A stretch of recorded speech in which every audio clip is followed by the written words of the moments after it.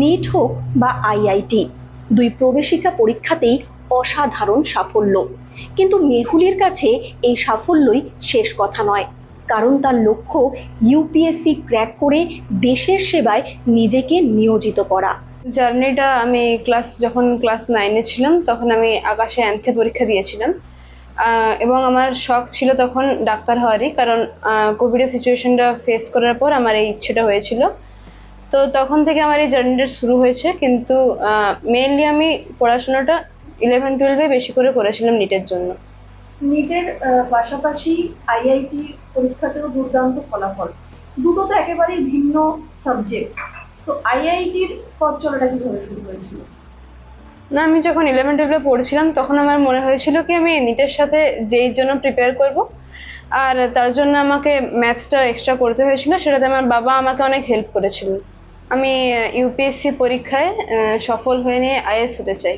নিটে তো ডাক্তারি পরীক্ষাতেও একটা ভালো রেজাল্ট হয়েছে।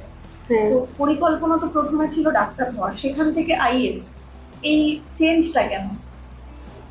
কারণ আমার মনে হয় কি আইএস হিসেবে আমি সোসাইটিতে একটা ভালো রোল প্লে করতে পারি, মানুষের বেশিভাবে হেল্প করতে পারি, সেই জন্য।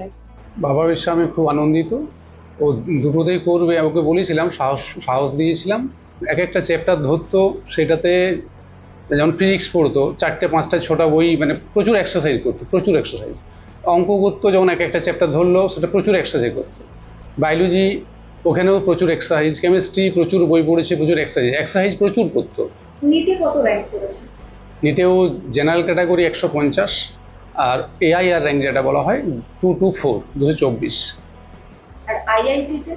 আইআইটিতে অ্যাডভান্স র্যাঙ্ক করেছে 3578।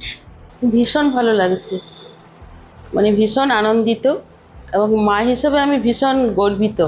পড়াশোনার ব্যাপারে কোনোদিনই ফাঁকি দেয়নি।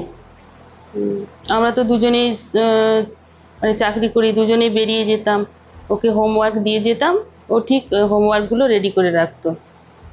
এটাও ছোটবেলা থেকেই অভ্যেস ছিল।